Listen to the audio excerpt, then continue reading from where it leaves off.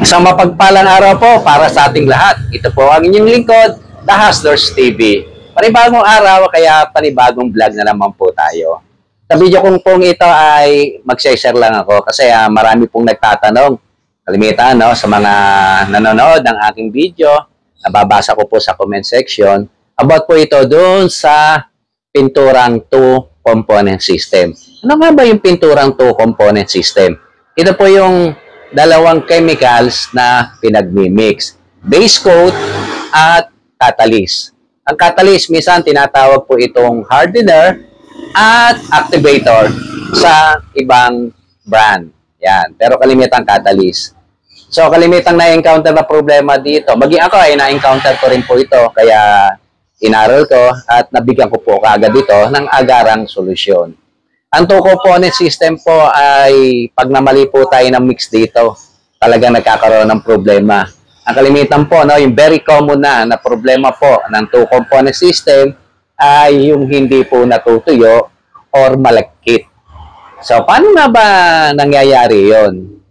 Nangyayari po yan kapag ang ating mixing ratio ay hindi po tama. Kasi may tama pong mixing ratio ang bawat brand po. Hindi po sila pare-parehas. Maaaring magkakaparehas lang po sila kung sa pintura o kulay or primer. Pero pagdating sa top coat clear, ibang brand po ay, sa mga brand po ay magkakaiba ng mixing ratio. Pero magkakatulad, pero kalimitan po magkakaiba. Kaya marami po ang nalilito.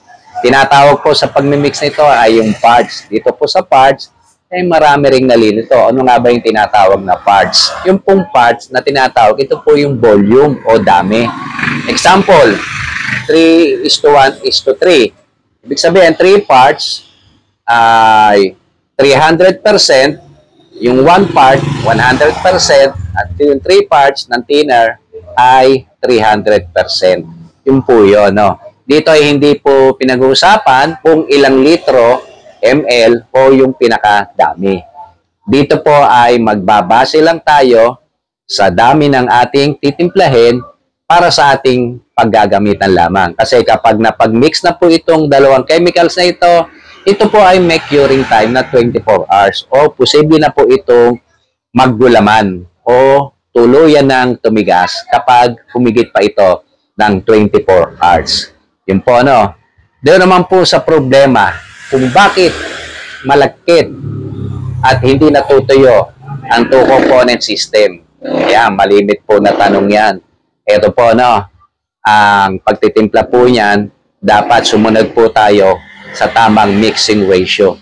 Kung nakalagay po doon sa pinaka-instruction ng pagtitimpla ay 3:1:1 or 3:1:4. So, iba-iba po yan, no? Pero mahirap talaga intindihin kung babasahin lang po natin. Iba talaga yung actual natin itong makikita. So, doon sa pagtitimpla po, para malinaw po, para hindi po kayo malito. Kalimitan po, kapag ang titimplahin nyo ay epoxy primer.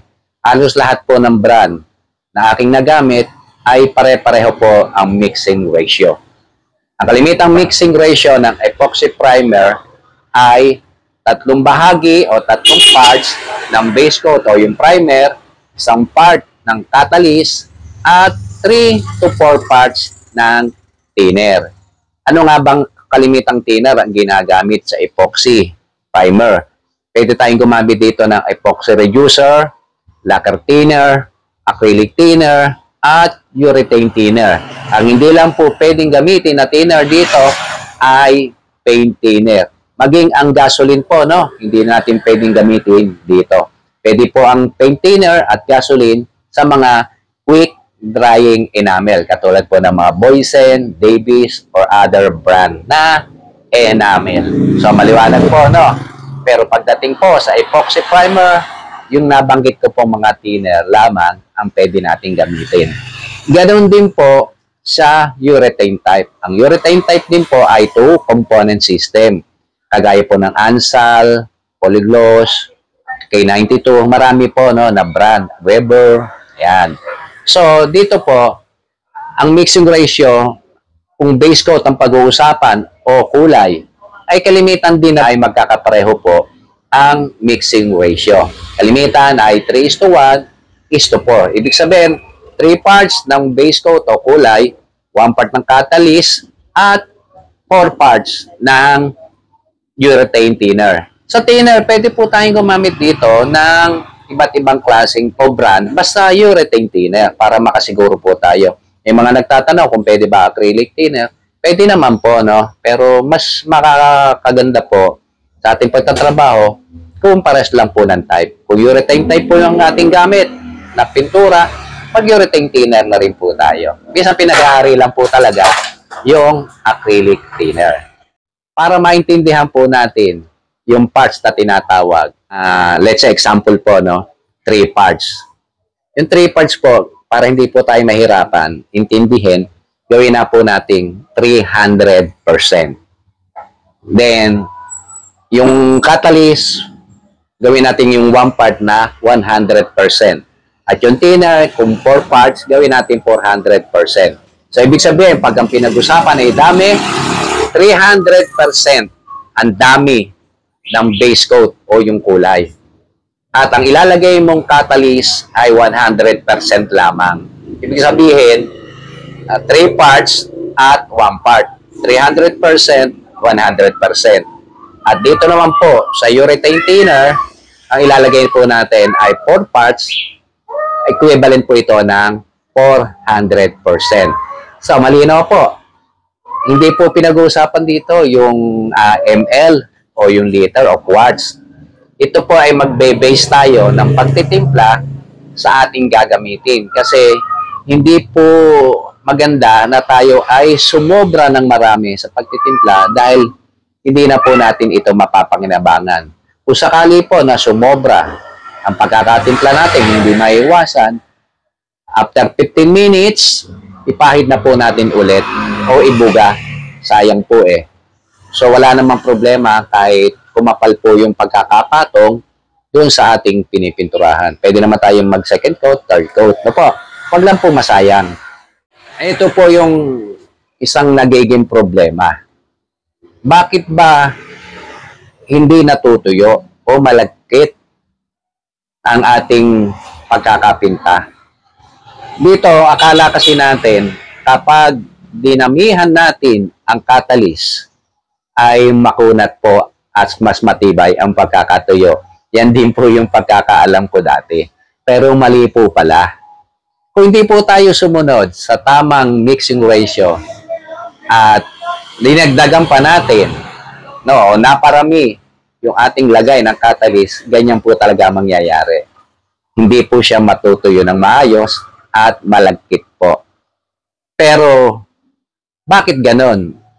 Kapag kulang ang inilagay natin, hindi po tayo sumunod sa mixing ratio, ay natutuyo siya. Kaya nga po mas maganda na di baling kulang kaysa sumobra. Malinaw po, no? So, paanong paraan nga ba? Let's say, nakapagtimpla na po tayo, ay kalimitang pagtitimpla, tinatansya na lang po natin, lalo tayo matagal na nagtitimpla, pero kahit po paano, isang sumasablay pa rin tayo. Kasi nga po, minsan hindi nyo alam, yung pagtansya nyo ay sumobra na tayo sa catalyst.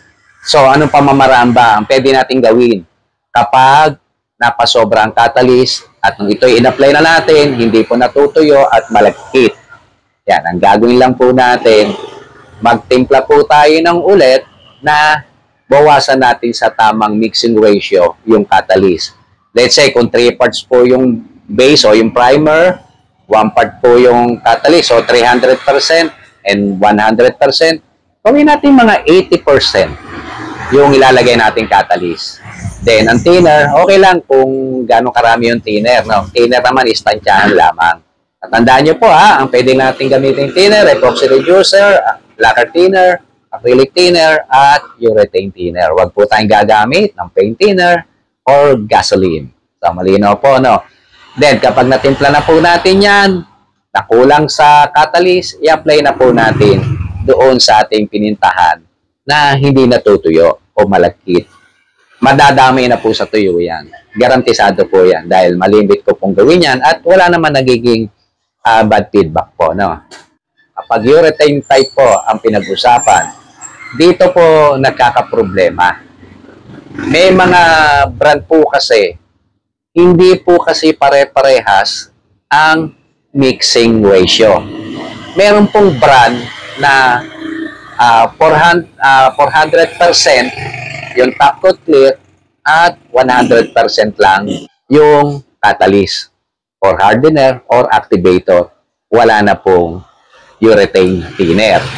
Meron din naman pong brand na 300% yung top coat clear, 100% yung catalyst, at 400% yung urethane thinner. Meron din naman pong 300% na top coat clear, urethane top coat clear, at 100% na catalyst, 10% lang yung urethane thinner. So magkakaiba po, no? Kaya dito medyo malilito po tayo. Kaya kapag bumili po tayo sa paint center, magtanong po tayo kung hindi tayo bibili ng 1 quart o 1 liter. Sa pagbili nga po pala natin ng 1 liter, no? Basahin lang po natin yung instruction. Makikita nyo naman po sa lata. At huwag po tayong magulat na baka pagbukas ng lata, ay bakit kulang?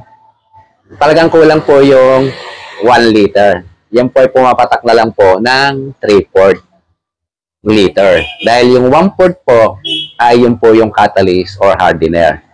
Kaya pag isinali nyo po yun, nakabukod po ng lalagyan nyo, pag isinali nyo po yun doon sa lalagyan ng top coat clear, magiging 1/4 na po yun. So yan po, malinaw po, no? Sana po ay may natutunan kayo sa video kong ito.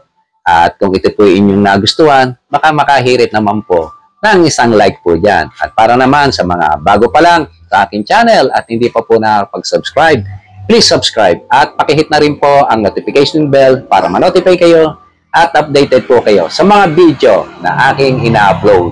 Hanggang dito na lang po, muli po ang inyong lingkod, The Hustlers TV. Thank you for watching, keep safe, and God bless.